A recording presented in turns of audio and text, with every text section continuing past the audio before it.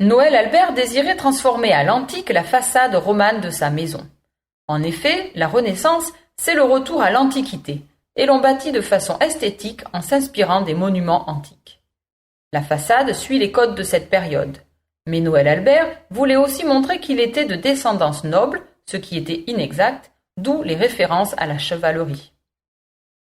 Le travail fut commandé à un maçon de Pont-Saint-Esprit. L'édifice est bâti en pierre blanche, mais la porte d'entrée encadrée de colonnes doriques tranche avec ces pierres noires marbrées. À gauche, 2 grands portails, dont l'un est condamné, donnaient accès à des boutiques indépendantes. Au-dessus de la porte, une alternance de triglyphes, les petits traits verticaux, et de métopes, les intervalles entre les triglyphes, peuvent être décorés ou pas.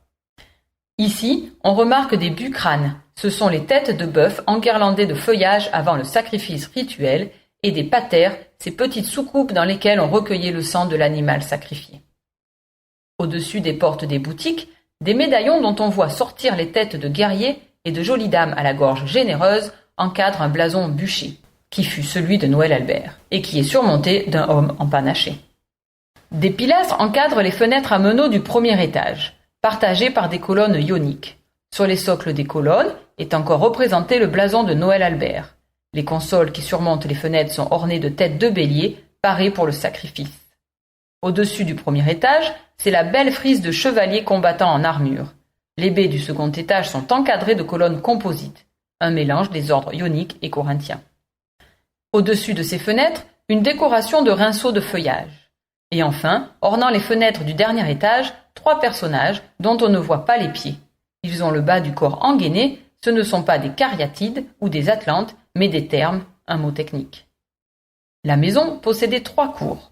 Au premier étage, l'escalier en vis conduit à la plus belle cour et permet de gagner une vaste pièce où trône une cheminée au manteau décoré de chevaliers comme sur la façade.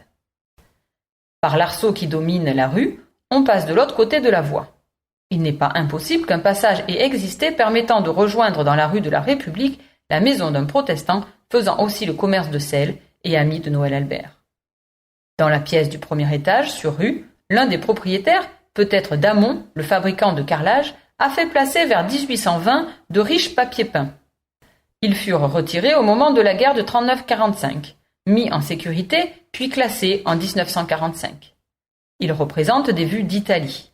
Pour imprimer la décoration d'un panoramique en papier peint, il fallait utiliser jusqu'à 2000 planches en bois qui servaient de tampons, ce qui suppose plusieurs années de travail. Il est prévu de les replacer dans la maison des chevaliers lorsque celle-ci sera restaurée.